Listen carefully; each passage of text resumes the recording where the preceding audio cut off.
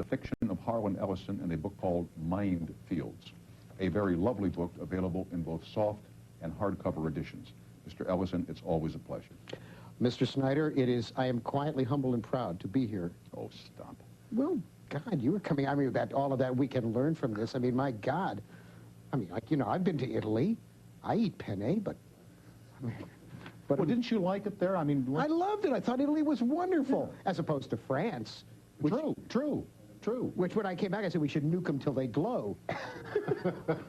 No, the Italians are very nice. They are. They're nice people. And the thing that amazed me was that they all spoke Italian and that all the signs on the road were in Italian. It amazed you that Italians spoke Italian? Well, I mean, if you come to America, not everybody speaks English. Well, that's true. That's true. But we are a melting pot here. Yes, I understand that, but we could learn from some countries in Europe. Anyway, the project Minefields, how did you and Mr. Yerka get together? Your prose, his art. Well, what happened was, I had done an introduction for a book of H.R. Giger's art. H.R. Giger, the man who designed the Alien. Oh, surely. And the publisher is a man named Jim Cowan, and his company is called Morpheus International. And he publishes coffee table books of fantastic artists, surrealists, so on. And he had done one of my books, and he'd done very well with it. So he called me one day and he said, look, he said, I was at an art exhibition, or maybe it was the art show here in town, and he said, I saw this fabulous Polish painter, and I'm going to do a book of his stuff, and I'd like you to write the introduction. I said, oh, God, Jim, please, I've done enough introductions. Right, and by the way, are you an art aficionado? Are you a fan of it? Yes. Okay, so yeah, it would be in keeping with your own love to do this kind of an introduction. Well, I've done a lot of introductions for different art books and comics, and I very much like the visual, because I'm frustrated because I cannot draw at all. Right. And he said, I really want you to do this. And I said, please, I've done enough introduction. You know, running water, introduced by Ellison. Here's a roll of toilet paper, introduction by Ellison. Enough already. We've had this. So he said, well, at least look at this guy's stuff. And I said, all right. So he came over with a folio of Jacek's art. And I looked, and the first one I saw was this. And my mouth dropped open. I said, this is astonishing stuff. Well, the more he showed me, in about 20 minutes, I said, no, I will not do an introduction. I said, but I will. He wanted to do 30 paintings. I said, I'll write 30 short stories around 30 paintings. Wow. And he thought I was kidding, and I said, no, I would do it. Now, originally what I thought I would do was I would write a 4 or 5 line kind of aphorism for each one. Yeah. Didn't happen that way. When I got to the first story that I did was this one called Twilight in the Cupboard. How do I? No, I'll hold it up. I got it right here. Okay. Twilight in the Cupboard. When I got to that, and it shows a cupboard, and it's got all of these things on the top, but there's a little church there, and there's hands coming out of the drawer. And I said, how interesting. So now I start writing the story. Well, the story turns out to be about 2,000 words. Then the problem was I had to explain it. When I explained it, the author's note that I wrote ran 7,000 words. And you know what we say, if you have to explain them. Oh, yeah. Well, I know. What it was about the Holocaust, and about assimilation, and about the people who always thought they could escape by pretending they weren't Jewish, and how they wind up living, all of the souls of the dead Jews are living in this cupboard. And I had to explain all that, and I get into it, and I start talking about skinheads, and what pustulant rodents they are, and how, you know, and I go on and on and on, and it's this long thing, so I figured, okay, now I can't do 3 or 4 lines for the other stories, because it'll all be unbalanced. So each story winds up being longer than the others, and I wind up doing this very long book, and I did 33 stories around 34 paintings. And I would, if you would show the silence, which is on page 40. I will indeed. It's very short, and I'll read it to them so they can see the kind of thing that I did. And it holds, in fact, with your religious tone of the evening. Now, wait a second. Let me just get, why don't, oh, there are the page numbers. Down at the bottom, page 40. I know. Please turn in your... Oh. Okay, the silence. Be this one right here on the left-hand side. Now, if the camera comes in on that one. There it is. Okay. You got a good shot of that? As good as we're going to get. Okay. This is the cathedral in which your cowardice has been enshrined. The silence at the pulpit is the silence we heard when you did not answer cries for help. In the eaves of this holy place are the festooned remnants of the friends you did not come to assist. In the darkened rooms up rotting staircases are the tattered faces of lovers you betrayed. Here your mother, there your father, both gone now and neither with any degree of calm or joy. Here is the sanctuary of your lost chances. There is no pastor, no choir, no stewards, no supplicants. It is a congregation of one. You will worship here all the remaining days of your life, and at night, your spirit will kneel on broken glass in the pews. Now, that's heavy, kid. You know that. And I know exactly what you're saying. Yeah. But why did you choose to see the silence in this church in negative rather than positive terms? I have no idea. Some of these stories are very positive. I know they are. And very happy. Others, there is a quality about these. For instance, it's a ruined roof. The roof is ruined. Right. There is hay coming out of one of the apertures. The church is in a state of dishabille, yeah, without question. But I'm just curious because you could have just as easily said something positive about the people who did not turn their backs on their friends and their mothers. Well, and I have in other stories. In this one, I chose to talk about people who are not responsible, people who don't, who are cowards because they prefer to say it's not my problem. Mm-hmm. I'd rather look elsewhere. I'd rather do something Mm-hmm. else. And the casual betrayals of someone at work who needs you to come forward and say, she didn't do it. It was this other guy. Right, right. And they don't, because you don't want to put your own ass on the line. Mm-hmm. So that was, I have no idea why it was each of these stories turned out the way they did. You know, I was curious. You know how when you read an article about that somebody has written about another person and how sometimes they just nail them, yeah, and sometimes a writer won't quite get it. Like the piece you just read, The Silence, you nailed it. You know what I'm saying? In those 8 lines, you nailed something very important in terms of responsibility and awareness. Are you conscious of that ability, or does that just come out of your typewriter or your pen? It's long and hard learned. Yeah. I did a lot of newspaper work. I've done a lot of nonfiction. I know you have. And I think I learned it from Steve McQueen. Of all people, I learned it from Steve McQueen. I did an interview with Steve. We became friends. Let me have you hold it, kid. I got a commercial waiting. We'll continue with Harlan Ellison, who is, what can we say, co-author? I guess. Co-star of Minefields, The Art of Jacek Jurka, and The Fiction of Harlan Ellison. Back with more and your phone calls. We're with Harlan Ellison. The book is called Minefields, and you were talking about an interview that you had done with Steve McQueen. Yeah, this is years and that writing is a craft hard to learn. Well, writing, anybody can learn writing. I mean, really, writing is not that hard. I mean, if you look at the crap that Judith Krantz writes, you know that anything can write. What? I'm supposed to sit here and lie and say Judith Krantz is a great writer? Well, I mean, but why would you have to just bring up Judith Krantz? All right, I got others. No. How many do you want? No. How many do you want? I'll give you a list. No, I mean, you look at the stuff that woman writes. You know that paramecium could write. Things that live in a petri dish could write. No, this is not. A woman's not a writer. She's a creative typist. But a hell of a dresser. A woman can dress like crazy. Look, I take writing very seriously. I know you do. And I think people who patchki around with it ought to have their fingers broken, you know, slam them in a piano. Right. So Judith's fingers have figuratively now been smashed. Listen, sometimes you get me here. I'll tell you why I'm never invited to Jeremy Tarcher and Sherry Lewis's house anymore. We used to be great friends. Yeah. Well, Judith Krantz is Jeremy Tarcher's sister. Oh. And I was there the night that she made some obscenely enormous amount of money for a paperback sale on one of her unspeakable books. and I unfortunately made a remark about it. I'm sure you did. That was the end of the dinner. I mean, she went, the penny went one way and she went the other. And how many dinners in your lifetime have you ended with remark? A number. I am seldom invited back. Roddy McDowell is the only person who's ever invited us back to dinner. He's a nice man. He's a very nice man. He's got a very high BS threshold, apparently. But no, we eat at home a lot. Listen, I've been thrown out of 7-Elevens for anyhow, where were we? We were... Steve McQueen. Steve McQueen. He was a remarkable guy, and I was assigned to do a piece on him. He had just shot Bullet. Oh, sure. The film Bullet. Yeah. And I was assigned to do a piece on him by one of the Hearst magazines, and we got to know each other. He was very, very cautious guy to know, because he used to say, everybody tries to cap me. Everybody tries to, sum me up in a few words. Yeah. And I said I wouldn't do that. And he came to like me. He called me Huckleberry. I don't know why, but he liked to call me Huck. And we got pretty tight. And we wound up at one point. He had made an arrangement. It was the only time he went on television after he had done Wanted, Dead or Alive. The only time he went back to TV was he did the Ed Sullivan Show. And Sullivan came out into the high desert. Steve had said he wanted to promote, Warner Bros. Wanted him to promote Bullet. He wanted to promote Solar, which was his production company that made dune buggies. And they said, okay, we'll combine them. We'll shoot it out in the high desert in the dune buggies. Right. And like that. And then you'll plug Bullet at the same time. Exactly. So we got out there, and it was bad. It was like 125 degrees, 130 degrees. Ed Sullivan had a colostomy bag, you know, and he had to keep changing his shirt. They had about 40 of these blue shirts that he wore, and they had to keep changing them every 15 minutes.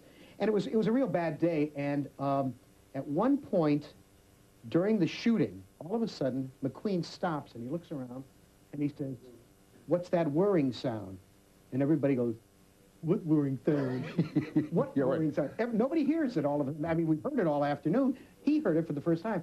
And he walks over to one of the cameras. Warner Brothers had sent him crappy equipment. Oh, the camera? The camera was making the noise, and he was such a perfectionist, he would not allow it to be shot. There we are standing there in 120, 130 degree heat, everybody's schwitzing and dying, and he said, "We got to get different cameras, send back to LA, get different cameras." The lesson I learned from that was that at some moment in an interview, or at some moment in writing a nonfiction piece, the truth will be revealed to you. Exactly. Through a peephole. You've done it in interviews. I've watched you all the time, man. You see through, and you suddenly see right to the heart of that person. You know exactly who they are. And in that instant, when he could have flayed some poor camera guy, he could have insulted the people who schlepped the equipment. He didn't. He took charge, man. He became the man. The leader. Absolutely. And he said, "Do this, do this, do this, and we will all go back to town. We'll go to my house. We'll sit in the cool till they come back. I want you to go to the airport, get a chopper, go get the cameras, come back." He had it all like it was amazing. Laid out. He laid it out. Absolutely. And I said, this is the core of what this man is really like. Because a petty guy would have stomped his little foot like Barbra Streisand. Sorry. Sorry, another name out of the past. She owes me $18. I'm entitled. Woman stole $18 from me many years ago. What do you mean she stole $18? We both sang in the same club. Before she ever got her first gig in I Can Get It For Your Wholesale, we both sang for a living. And we passed the hat. When she would sing, I passed it. When I sang, she passed the hat. One night, she copped the hat. It was $18. Am I allowed to say the bitch? No, I'm not allowed to say it. Don't come on. Well, I was off camera. They didn't see it. I didn't. Judith Krantz and Barbra Streisand. I'll tell you, when he slams them, he slams the biggest there are. Now, you have titled only 2 of these paintings, and one of them is the name that you have on your home in Los Angeles called Ellison Wonderland. Yes. Now, why was this called Ellison Wonderland? Because I was hoping that they would give me that painting. I love that painting. They being? Well, Mr. Yurka has an agent, a lady who I understand is Polish, but who lives in Paris and pretends she's not Polish. And she gave the publisher a very hard time, saying, "Who is this Ellison fellow? Yeah, right. Why does we have his work? Jacek's work is great. Why we have to have these weird little stories?" So with the notes. To which I reply what my mother used to say to me, like a wolf with a goldfish, lady. And so I titled that one Ellison Wonderland, and then this one here, which is called Susan, because I wrote it about my wife. About your wife. But now, like the Ellison Wonderland, where is the painting? How the hell I know? I don't have it. You know what these things sell for? No.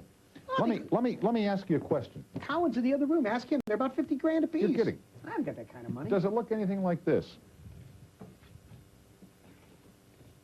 No. Does it look anything? Yeah, it looks like. Yeah, that's the paint. Where did you get that? Well, but it looks something like that, right? Yeah, Don't touch it. It's real. You can hold it. It's yours. Are you? What are you saying? I'm saying it's yours. I can't afford this. Did I ask for money? Gotcha. Gotcha.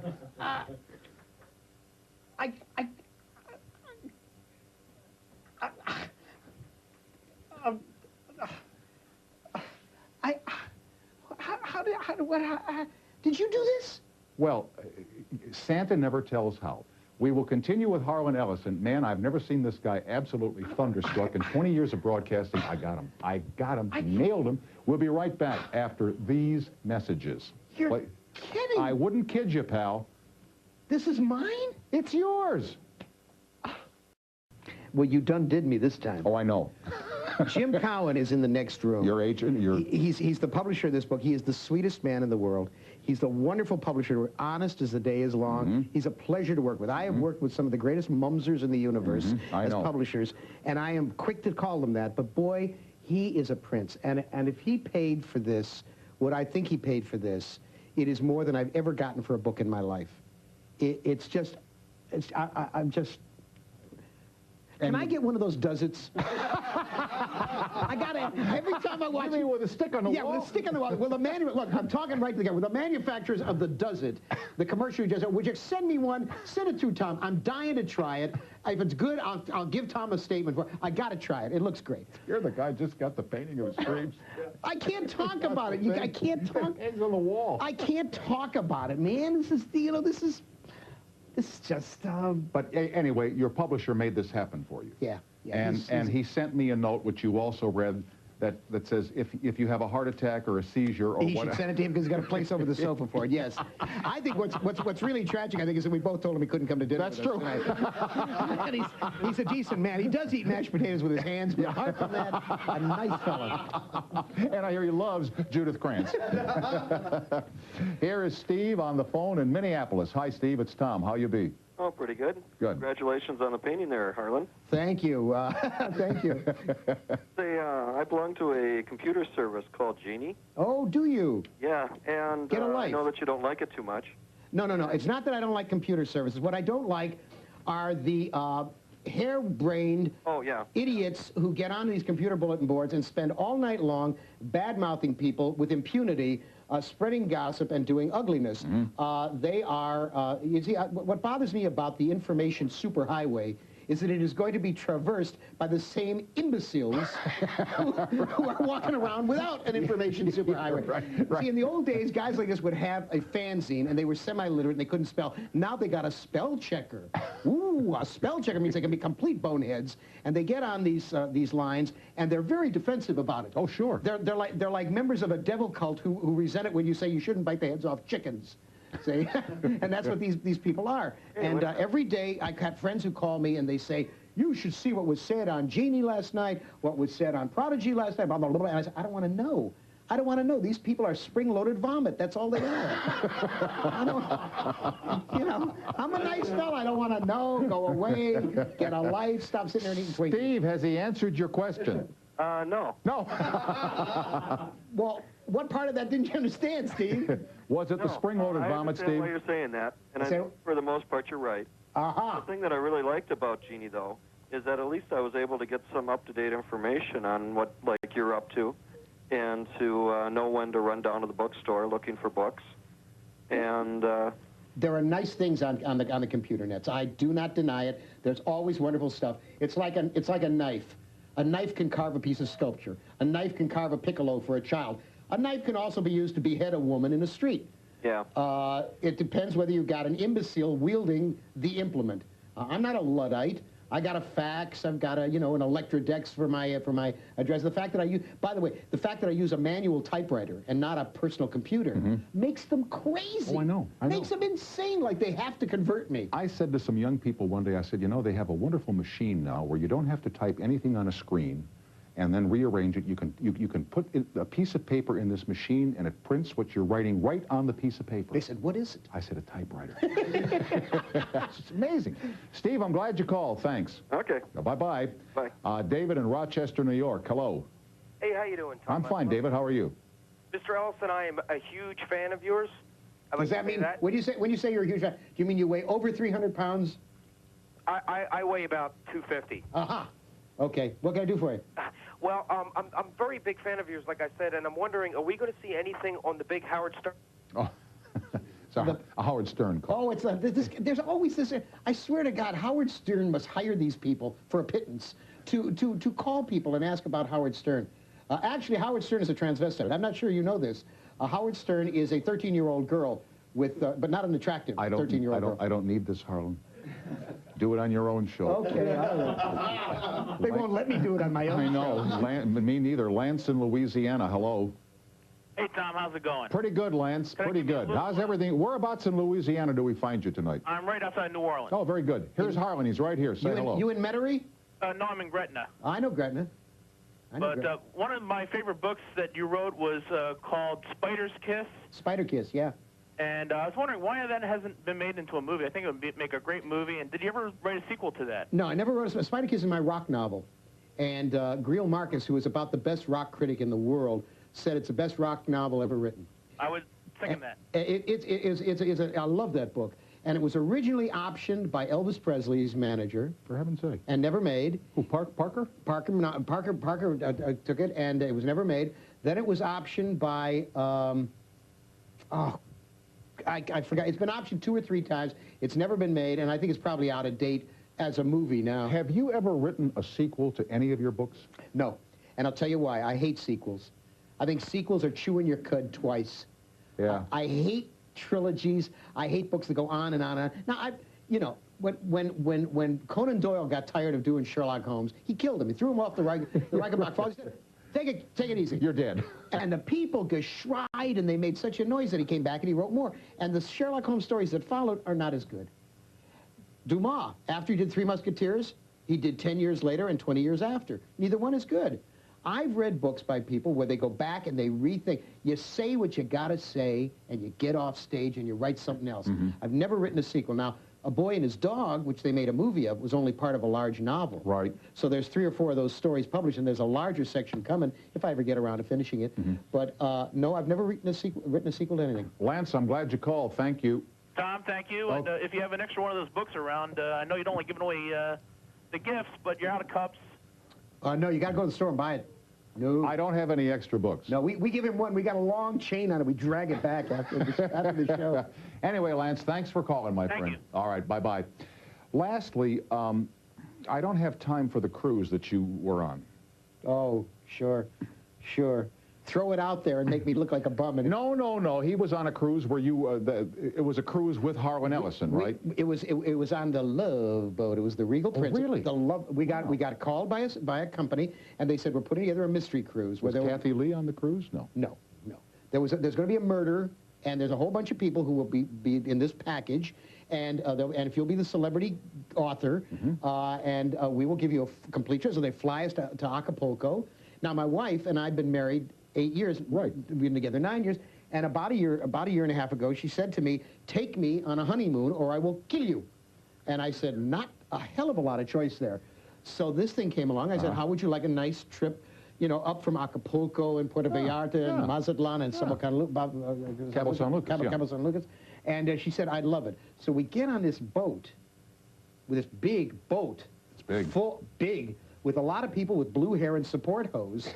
And see, I'm not a cruise type kind of guy. I gathered that. 2 days, I was out of my mind. I wrote a story on ship. I'm sitting there writing a story, and we're walking to dinner one night, and there's all these, and I said to her, who are all these out there cockers? And she turns to me, she says, people your age, stupid. Let's see.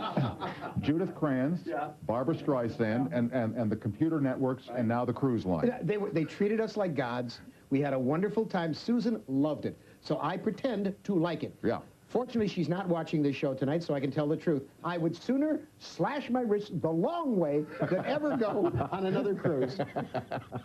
Well, when we get, what is it he wants, the does it? The does it. I got to have a When we get the does it in here, we'll send it over, and you can play to your heart's content. Thanks, boss. Always a pleasure, kid. Do you watch Animaniacs? No. Oh, you got to watch Pinky and the Brain. I'll watch it. Minefields, the art of Jacek Jurka, and the fiction of You couldn't get a guy named Smith that paints, could you? It's a Paul. What do you want from me? And the fiction of Harlan Ellison, now available in hardcover and soft at bookstores everywhere. Everywhere. Always a pleasure. And what's the guy's name that got you the painting? Jim Cowan. He's not coming to dinner.